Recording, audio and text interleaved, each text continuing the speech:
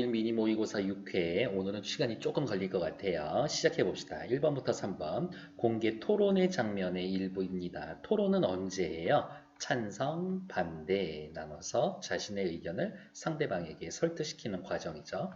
나는 청중으로 참여한 학생이 신문에 실은 글이다. 물음에 답하시오. 뒷페이지 살펴보면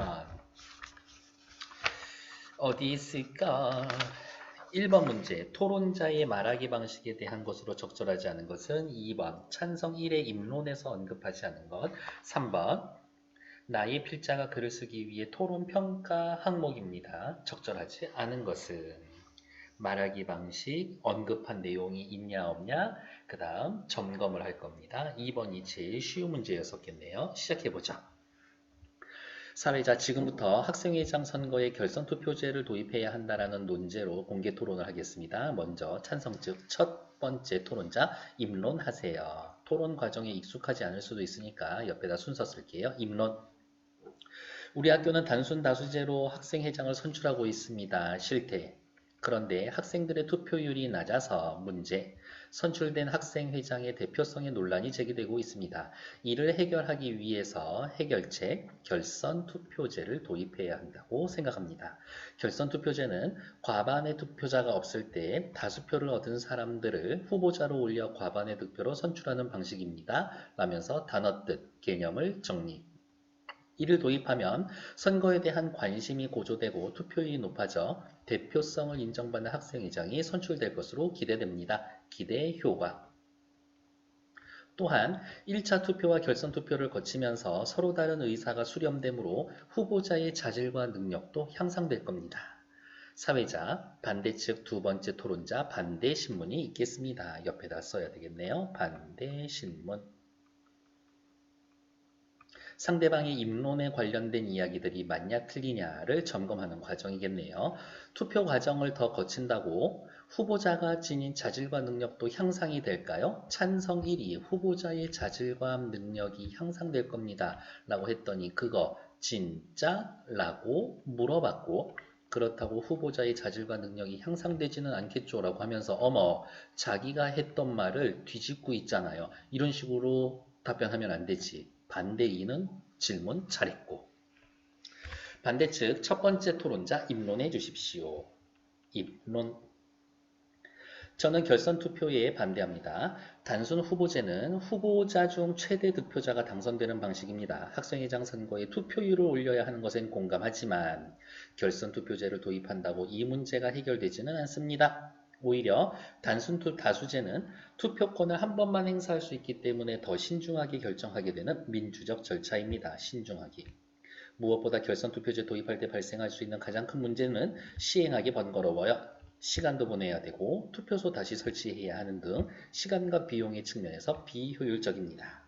찬성 측 첫 번째 토론자 반대 신문이 있겠습니다. 그러면 또 옆에다 써야 되겠지. 반대 신문. 단순 다수제가 최선의 후보자를 신중하게 선택하도록 만드는 민주적 절차라고 하셨는데 결선 투표제도 1차 투표는 단순 다수제와 같은 방식으로 진행이 됩니다.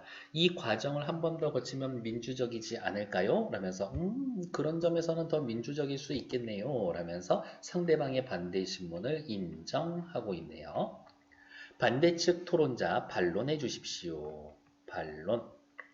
결선 투표제는 선거에 대한 관심을 유발할 수 있지만 후보자 간의 담합이 발생할 수 있습니다. 진정한 민주적 합의라고 보기 어렵습니다. 이거에 대해서는 어떻게 근거가 없네? 주장하면 항상 근거를 따라줘야 되는데 찬성 측 토론자 반론하세요. 역시 여기도 반론. 반대측에서 시간과 비용을 제기했는데 땡땡고등학교처럼 투표 방식을 변경하여 해결한 경우가 있습니다.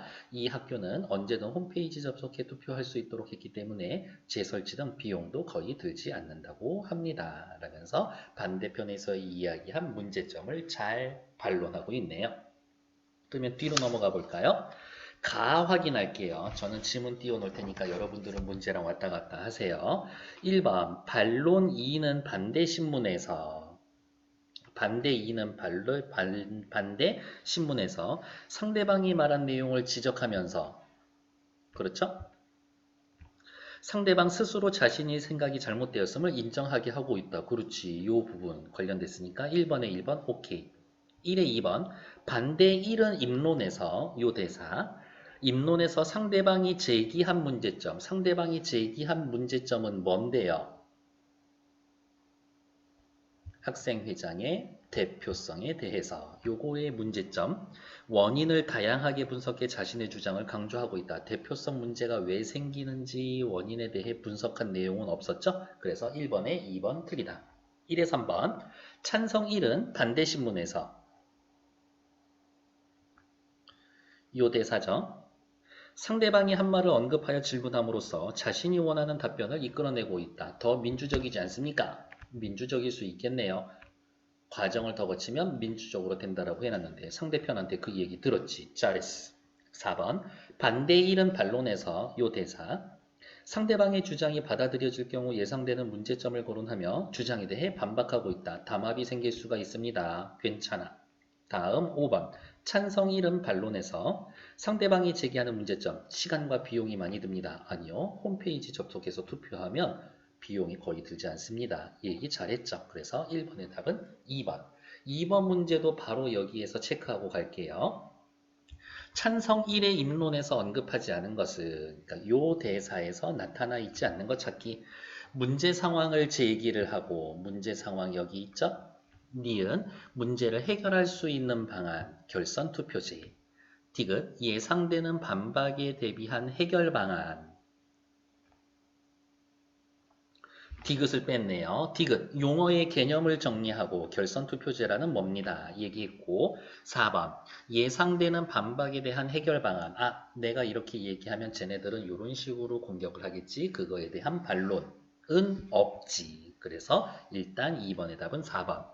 2에 5번 미음 자신의 주장이 관철되었을 때의 기대 효과. 후보자의 자질과 능력이 향상될 겁니다. 대표성을 인정받을 수 있을 겁니다. 기대 효과 다 있죠? 그래서 2번의 답은 4번. 3번 문제 확인하러 갈게요. 1에 2번이었고 2에 4번이었었고 3번 문제 보러 갑니다. 1번 찬성 측 입론에서 제기한 내용의 타당성 평가 읽어볼게요. 앞에 지문 최대한 잘 기억하고 계셔야 합니다. 찬성 측이 입론에서 제기한 내용과 부합하지 않는 사례를 들어 찬성 측의 입론 내용이 타당하지 않다라고 평가를 했습니다. 괜찮은데요? 어머, 정신 나간 짓 하고 저는 이렇게 문제를 미리 풀어봐서 나를 읽었다라고 생각했었는데 나 읽으러 갈게요. 이번 토론회는 대표성을 높인 학생회장 선출을 위해 개최된 것입니다. 토론에 대한 의견을 밝혀 학교의 중요한 의사결정에 참여하고자 합니다. 찬성 측은 입론에서 결선 투표제를 도입하면 과반을 득표한 사람이 학생회장 선출되므로 대표성을 간다고 주장했다. 그런데 사회 시간에 배운 A나라에서는 결선 투표제를 실시했지만 투표율이 낮아 당선자의 투표율은 전체 유권자의 34%, 결국 전체 유권자의 34%만 대표성을 얻는 것이다. 따라서 투표율이 낮은 경우 찬성 측의 근거는 타당하지가 않다. 타당성에 문제가 있다. 한편 반대 측은 입론에서 단순 다수제가 1회만 투표하므로 더 신중하게 투표권을 행사한다라고 주장했는데 주장과 근거의 관련성이 입증되지 않아서 설득력이 부족하다. 찬성도 문제가 있었고 반대에도 문제가 있었어. 또한 우리 학교는 이 제도를 시행하고 있지만 투표율이 낮은 문제 상황이 발생하여 이 토론이 실시된 거다. 반대 측은 투표율이 낮은 상황을 인식하고 있지만 현 제도를 유지할 때에 문제 상황을 해결할 방안을 보이지 않아 뒷받침할 근거를 보여주지 못했다. 토론 단계에 따른 발언의 적합성에 대해서 살펴보면 입론 단계에서는 반대 측은 상대방의 주장에 반박하며 자신의 주장을 강화할 수가 있다. 이 토론에서 반대 측은 상대층이 주장하는 투표 제도를 도입할 때 발생할 수 있는 문제점을 지적하고 있다. 상대 측의 주장을 반박하며 자신의 주장을 강화하는 것이므로 입론 단계에서 적합했다. 한편 반론 단계에서는 찬성 측이 제시한 투표 제도의 도입으로 생기는 담합의 가능성을 문제점으로 제시했는데 상대 측과는 달리 사례나 증거를 들어서 입증하지 못하고 있었기 때문에 적합하지가 않다. 이 토론을 보면서 대표성은 어떻게 생기는 걸까 의문이 들었다. 이를 해결하기 위해 관련 서적을 찾아보니 국민은 국가의 의사를 최종적으로 결정하는 주권이익을 가지고 있다고 한다. 그러나 모든 국민 모두가 의사결정에 직접 참여할 수 없으므로 선거를 통해 의사결정을 할 사람을 선출한다. 따라서 다수의 지지를 받을수록 당선자의 대표성은 높아진다. 대표성 높은 학생회장을 선출하기 위해선 선거 방식에 대한 논쟁도 중요하지만 투표율을 올리기 위한 해결 방안 모색이 필요하다고 생각한다.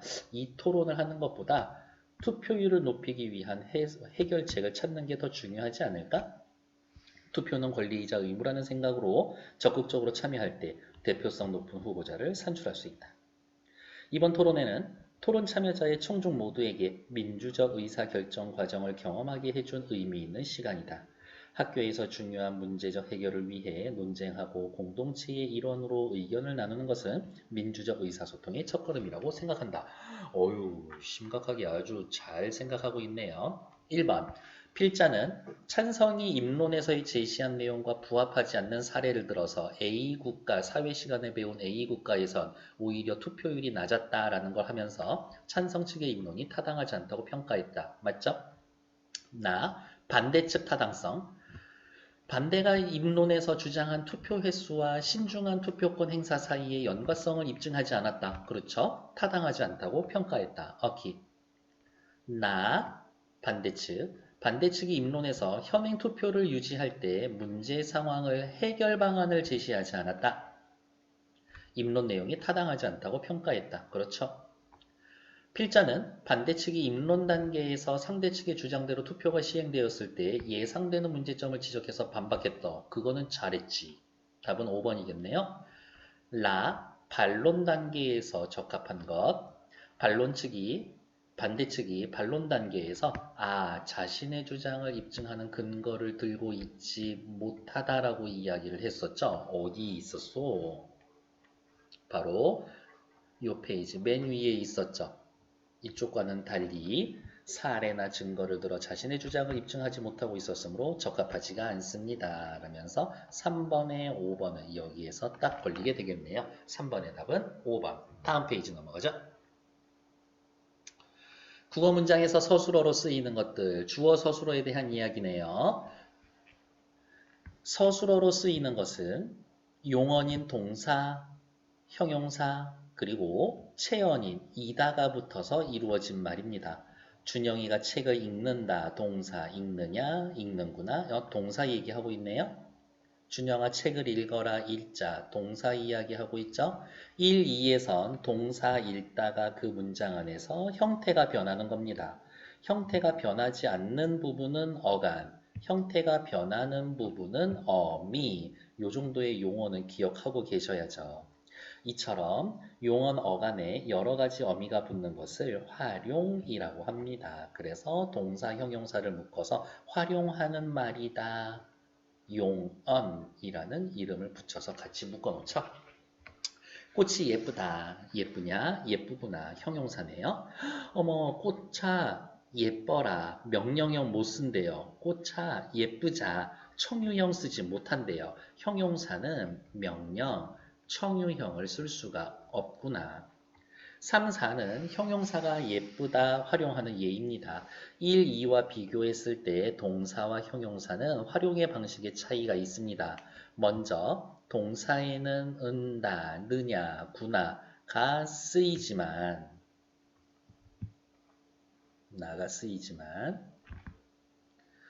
형용사는 다냐, 구나가 쓰입니다. 다음으로 2와 4에서 볼 수 있듯이 2, 4 볼게요. 동사 읽어라, 명령, 일자, 청유형 쓸 수 있지만 형용사는 쓸 수 없다고 나오고 있죠. 동사 어간과 달리 형용사 어간에는 명령형, 청유형을 붙일 수가 없다. 꽃이 참 예뻐라. 여기에서의 예뻐라가 쓰인데 이때는 명령형이 아니라 감탄형 어미, 형용사에는 감탄형 어미 쓸 수 있구나. 5번은요. 서술격 조사 이다가 붙은 말에 대해서 이야기를 하고 있네요. 책이다, 책이 는다. 는 붙으면 안 돼. 책이냐? 돼. 책이 느냐? 느 붙으면 안 돼. 책이로구나. 돼. 책이 는구나. 는 붙으면 안 돼. 책이어라. 안 돼. 책이자. 안 돼. 역시 명령, 청유형을 쓸 수가 없습니다. 5번. 체언 책에 이다가 결합한 어절 전체가 문장에서의 서술어로 쓰입니다. 이다도 용언처럼 활용을 합니다. 근데 는다, 느냐, 는구나, 명령형 험이 알아, 어라, 청유형 자와는 결합하지 않습니다. 이러한 점을 고려하면 이다의 활용을 봤을 때 이다의 활용 양상은 형용사의 활용 양상과 유사하다는 것을 알 수가 있습니다. 밑에 4번 문제 바로 풀러갈게요. 윗글에 대한 이해로 적절하지 않은 것은 답 찾으러 갑시다. 1번 동사와 형용사는 서술어로 쓰입니다. 그러네요. 동사와 형용사는 서술어로 쓰인다라고 했죠. 4의 1번 오케이. 4의 2번 형용사는 활용할 때 감탄형 어미가 붙을 수가 있습니다. 형용사는 감탄형 어미 붙을 수가 있어. 2번 오케이.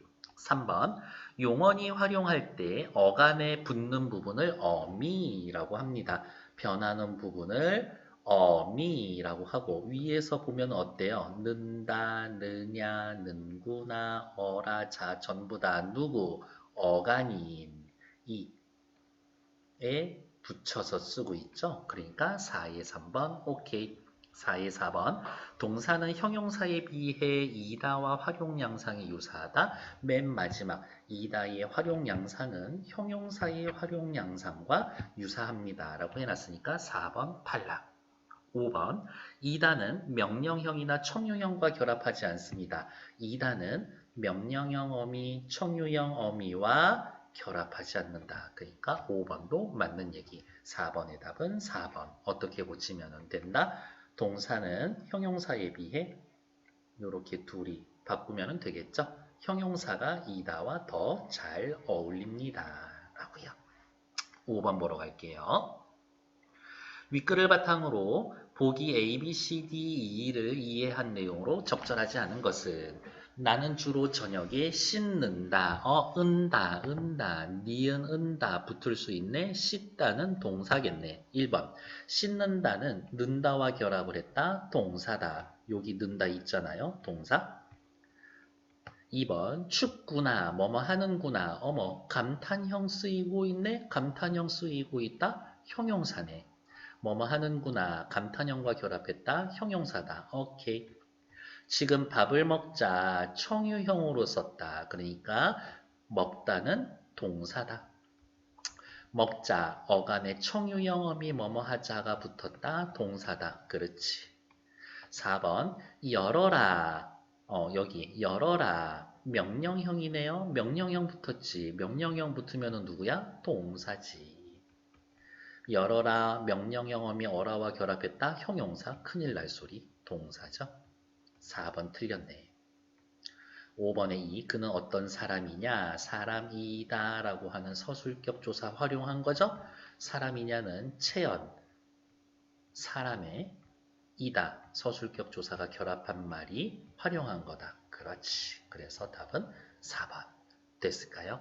뒤에 질문 좀 길어질 수 있을 것 같아서 일단 6회는 여기에서 1차로 마무리 짓고 나머지 뒤에 거 6번부터 다시 이어서 하도록 할게요.